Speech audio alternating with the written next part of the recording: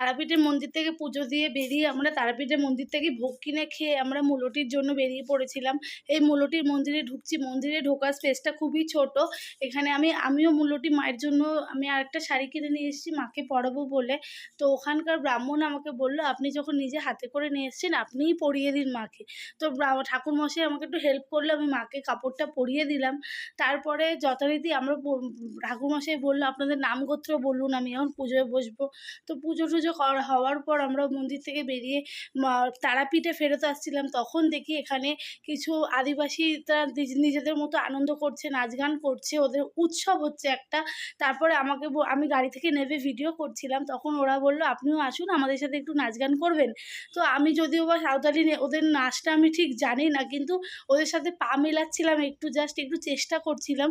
যাই হোক, ভিডিওটা ভালো লাগলে লাইক, শেয়ার আর সাবস্ক্রাইব করো। বাই।